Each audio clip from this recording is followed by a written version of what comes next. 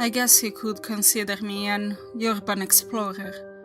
I certainly enjoyed the feel of discovery and architecture, though I never did like the nature of ruins. When my friends, who were more avid explorers, had asked why I didn't usually go along with them, I would simply tell them I was busy with everyday life. Though I've had a familiar fear of decaying and collapsing structures since I was young. When I was 6 years old, my family's house burned down from a fire caused by our heating source. My parents and I escaped with only minor injuries, if that, but I was petrified as I watched fires turn the house into ash and black-stained piles of wood. For a while after the event, I suffered from panic attacks looking at fire and had to see a therapist from the remainder of my childhood. Considering my past, I would seem as the last person who would want to go to Centralia. It was an abandoned town in Pennsylvania, not too far from where my friends and I lived in Massachusetts. Ethan, one who was always crazy about this kind of stuff, came to my friend Zach and I with the idea that we should explore there next. Zach agreed immediately, though it took some persuasion to get me to go, as usual. An aspect that stood out to me was that this was an abandoned town, not just a single building. I was much more relaxed to the idea of exploring an open area rather than a singular structure, so I didn't have as much of a problem with this adventure. Since we had already lived in northern Pennsylvania, the trip wasn't too long. It was about a few hours' drive, and it seemed to go by fast with the conversations we were having. We discussed general life and current events until Zach began to ask questions about the town itself. Ethan had done a little prior research to the area beforehand, but nothing that would make us experts about what we were going to navigate. If what Ethan told us was accurate, Centralia was a decently populated town during the early 1900s, with a population of around 2,700 residents. In 1962, an underground fire began in the town's mines, which led to the damage of roads and other sections of land. The town became abandoned by almost all residents due to the insecurity of the ground and potential toxic smoke. What exactly caused the fire has never been fully confirmed, and almost none of the homes are still standing today. After a lengthy conversation of supernatural debates, we appear to have arrived in some area of Centralia. Ethan confirmed this because of how the road suddenly became absolute hell, conditions that he would never even consider driving through. There were no houses around, just the broken road in front of us and the vegetated woods on the sides. Zach wanted to keep driving, but we called him crazy for making that idea. It actually took some unusual convincing to get him to leave the van. He was continually insisting that we should stay and keep driving. This was different, as I'm usually the one to show this behavior, while Zach is often the adventurous risk-taker. He gave in before things got heated. We walked for about an hour, though it felt longer because of the repetition of the event. There wasn't really much to see. Aside from the cracked and collapsed road in front of us, there weren't many indications that this was an abandoned town. It was more like an assortment of open lots and fields with a paved road running through. The road was always in the same condition as it was when we left the van. After walking for another hour, we came to a number of points where we should have seen a number of signs. Nothing of any strange nature, just warning signs of the hazardous roads and grounds, the usual keep out boards. Throughout the walk, we had seen nothing but the road and fields beside it. Zack began to argue with Ethan, saying that he probably took a wrong turn somewhere and this wasn't Centralia at all. Ethan went against his claims until he found another aspect that was out of place. Along the road to Centralia, much writing can be found on the roads leading through it, enough to where we should have cited at least some by now. We grew tired of the repetitions and decided to move back to the van to relocate. Being already hours down the road, the walk back was even more tedious. None of us were too tired, but considering the only interesting details to see were bushes and potholes, didn't make the journey any more pleasant. The worst of it was the heat, which I never really took serious notice of until that point. The skies were completely clear, which gave the summer sun its full strength to beam upon us. More interesting was that there was an unfamiliar source of heat coming from the road itself.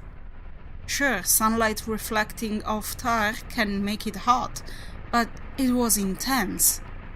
I could see the material of my hiking boots beginning to melt, and they were made for extreme conditions. This could be because of the underground heat and fumes, meaning we actually were in Centralia. I wanted to say something, but considering we haven't found anything interesting anyway, I didn't see a point. In the midst of both the heat and land of nothing, we lost track of time. We had been walking in the opposite direction for more than just a few hours now, and yet we haven't come across the van yet. I became slightly panicked at this. We all did. None of it made any sense. We had only walked forward and back on the same road. How the fuck could a van just disappear? There wasn't any way to spot a familiar area, as it all seemed the same going forward and back. Ethan and Zack argued on and on, as they had recently been doing. I was just ignoring everything, thinking of what the hell could be going on to cause this. Both the arguing and thinking stopped when we saw something ahead. A house. It looked as if it'd been mostly burned, which is expected considering the town. It wasn't anything seriously significant, just a standard two-story home. There were 2 windows that could be seen on the second floor, but none on the first, at least from what we could see in the front. We never passed it on our way driving through or walking down, which made myself, and probably the others, more confused than I already was. Without hesitation, Zack sprinted towards the home. We didn't know why. Ethan tried to grab him as he lunged forward, but couldn't catch him. We screamed at him as he got closer and closer to the house. He never even looked back, and he only told us to shut up. We found no other action other than to follow him. We couldn't just leave him after all, but Ethan and I were both reluctant to go into that house. This was completely unusual for Ethan, as he had been in countless abandoned homes before, but there's something a bit unsettling about a home that just appears out of nowhere, you know? I had a small flashback of my burning home just as we began walking, but I seized it before I became too disconnected. As we approached the home, we were blind to almost half the graffiti we were stepping on along the way. Along the road were an unmeasurable amount of words and symbols, none of which we could understand. The words seemed to be in some sort of foreign language, mostly English lettering, but all gibberish. The symbols didn't resemble any form of culture we've seen or studied. If it weren't for the situation we were in, I would have taken plenty of pictures. The walk seemed shorter than I wanted it to, but we arrived at the doorstep of the house. The door had a somewhat familiar symbol on it, but only because it resembled one I saw on the road. If I had to describe it in words, it looked like something you'd see out of a cult book, as if some fanatics had made their mark on the place. We never cared what it meant, and Ethan started to try and kick down the door, since no knob was present. There was a large amount of resistance, as if the door had been blocked with something on the other side. This was a surprise, since Zach got through without a problem. After I joined in with the effort, the door finally swung open. Zach's body flew a few feet forward and hit the floor in front of us. He had been pressed against the door, which made sense. Why he was exactly doing so was another question. Ethan and I quickly went to check on him. We turned him over and looked everywhere on his body, but there were no injuries, aside from the small bruises from hitting the floor. His eyes, however, were locked open, never blinking or looking towards us. He made no movements or responses except shaking, as if he saw a ghost. He was pale, but not cold. On the contrary, he was rather warm, to where Ethan was concerned he needed medical attention. He went to look around the house for anything. I stayed with Zach, as I didn't want to leave him there after throwing him down. I took the moment to study the room, or what I could see of it. Because there were no windows on the first floor, it was dark aside from the light of the open door. I reached into my backpack and pulled out my flashlight. There was little to the room except for basic aged furniture. On the walls there was more of that senseless cold graffiti. I shined the light straight ahead to see a large painting standing over a fireplace. I took a quick glance back at the door, and if Zach was leaning against it, this must be what he was looking at. The painting left me still. It was of a hideous, demon-like creature. It had the face of what looked to be a man, but most of the skin was burned or ripped away. Its eyes were a dark color, one I couldn't pick up because of the limited light of the flashlight. Its mouth was smiling openly, revealing its array of sharp teeth and its extended crooked jaw. Its hands looked more like the branches of a tree with their thin, twisting nails. Its sinister eyes were locked on mine, as if they knew my disgust and fear. The sound of a thump on the second floor jumped me and snapped me out of my grim trance. I took my flashlight and ran up the stairs to check on Ethan, eager to leave the room. Anywhere was better than being near that painting. There were only 2 rooms upstairs, connected by a small hallway. I ran through the door on the right, which was just an empty, decayed bedroom. I ran through the door on the left and found Ethan on the floor, panting rapidly. I lifted him up and tried to talk to him, but he only responded with wordless breaths. I grabbed his arm to help him up, and it felt like he was burning. Holding his arm was already pretty painful, but I was able to get over it in the adrenaline of the moment. I dragged him out of the room and through the hallway. He could still walk, but he would stumble and lose his breath easily. I helped him down the stairs, and we were both left in horror at the sight. Zach was dead on the floor. His clothes had been burned away, and his skin was severely burned, ashy mess. I didn't have time to think of what had happened. I had to get Ethan and I the fuck out of there. I dragged Ethan toward the door, which was now shut. I violently kicked and knocked the door with everything I had.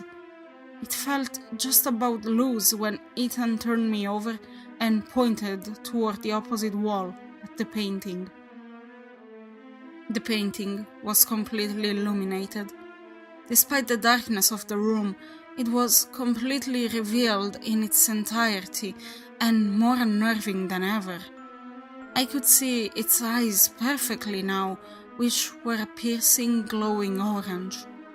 Its mouth looked wider than I remembered, and from the neck down, its skin and muscle were torn completely away, revealing a display of contorted organs and jagged bones. Ethan went into all-out insanity. He clawed at the door to where his fingers bled, and then he ripped at the door's hinges. When he finally broke it loose, he threw it open, hitting me in the process and leaving me dizzy. He ran out the door, and I stumbled slowly after him. He sprinted along the road, screaming all the way. He was completely unaware of the collapsing ground behind him. In his efforts, he tripped on one of the potholes on the road and was then swallowed by the fissure. The whole world around me seemed to trail off at that moment for me. I was thinking if this was all real, if I was trapped in a nightmare or a hallucination of my own phobias. I was awakened when I heard quiet footsteps in the room behind me. I sprinted myself, but not on the road, as that was now laid to waste. I took a left to the surrounding fields. I didn't care where I was going, I just wanted to be out of there. My body was far too hot and exhausted. Had it not been for my fear driving me, I would have collapsed minutes ago. Looking ahead, I saw a lining of trees, which must have been the forest surrounding Centralia. I was almost there, almost free. It was in that moment where I fell through the ground and blacked out. I woke up in darkness, with a thin lining of light above me. I looked up and saw a small circle of sky, the hole in which I had fell through. I thought I was in some sort of pit, but I could feel more space around me than that. I turned on my flashlight. After all that, I had kept it clutched in my right hand the whole time. I shined it to my surroundings. There were large walls of stone, and rocks were scattered about. The ground was a mixture of small black stones and dark sands. My vision was blurred from the fall down, but I could make out that I was in some sort of cave. No, a mine. I must have still been in Centralia, but my priority was finding a way out, if there was one. I felt generally hopeless at this point, but I was just glad to be away from that house. I walked into the unknown dark for a few more minutes and began to cough from some of the fumes. I shined the flashlight around once more, and I gasped loudly. Around me were bodies, skeletons to be specific. I couldn't make out any of them as to who they were. They must have been trapped down there from the fires and collapse of the ground. I peered a few feet further to see a symbol carved on the ground, the same I had seen on the house and the road. In the center of the symbol were candles, burned out long ago.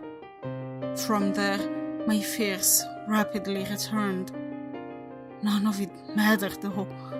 It wouldn't compare to my fate at all. I looked only a bit higher to see eyes, glowing orange eyes. I knew what had happened to Centralia, but I had no idea of what was about to happen to me.